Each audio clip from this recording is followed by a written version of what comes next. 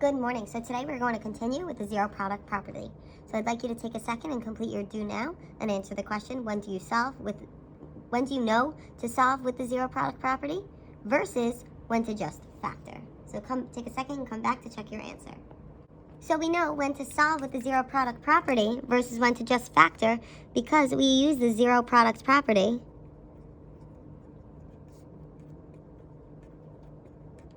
when we have an equal sign. So we solve for we solve for the value of x when we have an equal sign. So we need to set it equal to 0. We just factor when we just have an expression with no equal sign. So let's take a look at the brainstorm. How would we solve the following? So let's think back to yesterday's lesson. So yesterday's lesson we were told if it's set equal to 0, we need to look to see if we can factor. And then we're going to set each part equal to 0 to solve. So here I have x squared minus 144. So first step to factoring is always looking for a GCF.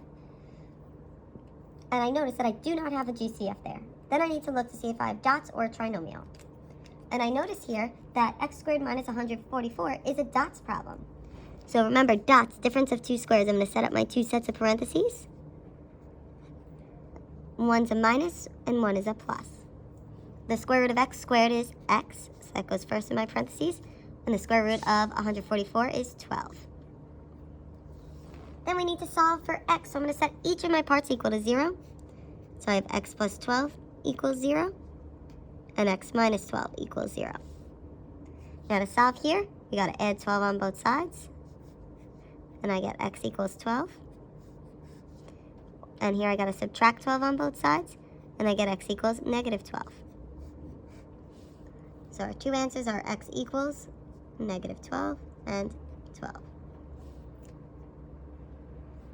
So now if we look at the other side, I wrote this out another time. Because since there's only just an x squared and there's no other x's here, there's another way that we can solve this problem. So how do I get that x squared by itself? Well, the way that we do that would be to add 144 to both sides. So this is not with factoring, this is solving as if it were an equation. So then I'm left with x squared equals 144. Now remember, with equations, we're doing the inverse or opposite operations. So then, I want you to think, we need to still get the x completely by itself because that squared is there. What is the opposite of squaring something? Well, the opposite of squaring something would be to take the square root. And what I do on one side, I do to the other. So the square root of x squared gets rid of that squared, and I'm left with just x equals, well now, what's the square root of 144? Something that you need to know is whenever we take a square root, we're always going to have a plus or a minus of that answer. So the square root of 144 is 12. So what that means is it's telling you x equals a positive 12 or x equals a negative 12. So that gives you both of those values of negative 12 and 12 for my x.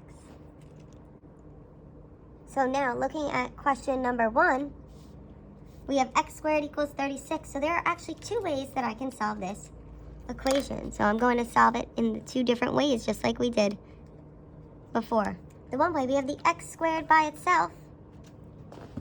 So how do I get that squared away? Well, I need to do the opposite, which is take the square root. So that leaves me with just x equals, remember whenever we take the square root, we have a plus or a minus, 6. So my x is equal to a negative 6 or a positive 6. But now let's look at the other way we can solve. Remember, when we're using the zero product property, we want to set it equal to 0. So I'm going to subtract 36 on both sides. So then on this side, I'm left with 0. And then I have x squared minus 36. I notice here that that's a dots problem. So I'm going to set up my two parentheses. One's a minus and one's a plus. The square root of x squared is x, and the square root of 36 is 6. Then I need to set each equal to 0, so I have x minus 6 equals 0, and x plus 6 equals 0. Here when I solve, I subtract 6 on both sides. I get x equals negative 6. I add 6 on both sides over here, and I get x equals 6. So I end up with the same answers of negative 6 or 6. let's look at question number 2. Question number 2 is already equal to 0, but this one we can't solve like an equation because I have k squared and k. So I can't isolate my k's. So I need to factor. First we look to see if there's a GCF, and I notice there that there is not a GCF. So then I just need to factor. So notice this is a trinomial, so I need to find what multiplies to give me 35 and what adds to give me 12.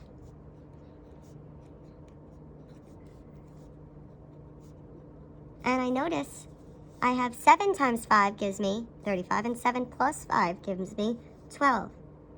So I have a positive 7 and a positive 5 as my factors. Then I need to set both of these equal to 0. So I have k plus 5 equals 0, and k plus 7 equals 0.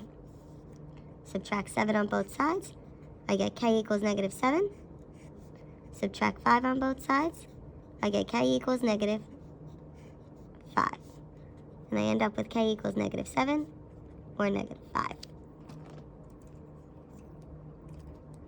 Let's take a look at question number 3. Here I have 2x cubed minus 50x. So I have an x cubed and an x. So here I realize it's not set equal to 0, so I need to get it equal to 0. So I'm going to subtract 50x on both sides. So I end up with 0 equals, then I have 2x cubed minus 50x. So now we need to factor it. So I'm going to look here, and the first method of factoring I look for is a GCF. And I'm going to need to see, do I have a GCF here?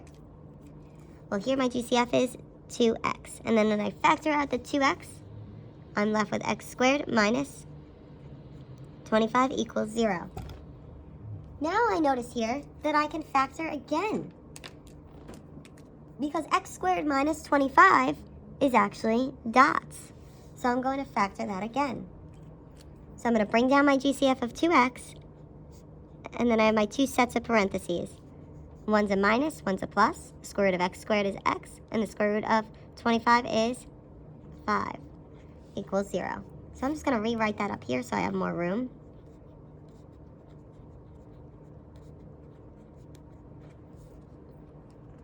So now I factored completely, so what I need to do is set each of my parts equal to 0.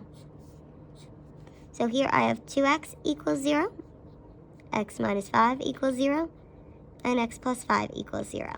So we need to solve each of these. Here I need to divide by 2, and I end up with x equals 0. Then I add 5 on both sides. I get x equals 5. I subtract 5 on both sides, and I get x equals negative 5. So then I end up with x equals negative 5, 0, 5. That's my set of numbers.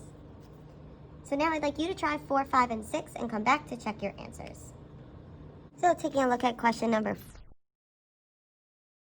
4, we need to factor using dots. So I ended up with 5y minus 3 and 5y plus 3. Then I set each equal to 0, and I end up with y equals 3/5 and y equals negative 3/5. Number 5, first I need to set it equal to 0. So I added 2a on both sides, and I ended up with 2a squared plus 2a minus 84 equals 0. And I just rewrote it up here so I had more space. Then I took my GCF of 2, and I ended up with 2 times a squared plus a minus 42. Then I realized that I had a trinomial I needed to factor. So I end up with 2 times a plus 7 times a minus 6, because 7 times negative 6 gives me negative 42, and 7 plus negative 6 gives me a 1. I set each part equal to 0. 2 does not equal 0, so you just leave that there. A plus 7 equals 0, and I end up with a equals negative 7. A minus 6 equals 0, and I end up with a equals 6. So my solutions are negative 7 and 6. And then number 6, I have to factor using dots, and I end up with x squared plus 4 times x squared minus 4. Then I realized that I can do dots again on x squared minus 4, so I bring down my x squared plus 4, and then I factor, getting x plus 2 times x minus 2. I set each part equal to 0. X squared plus 4, you can't solve this because you can't take the square root of a negative. You will eventually be able to, but not in this class. And then x plus 2 equals 0, you end up with x equals negative 2. And x minus 2 equals 0, you get x equals 2. So your solutions are negative 2 and 2. If you have any questions, please comment them on this video, and then complete the practice worksheet.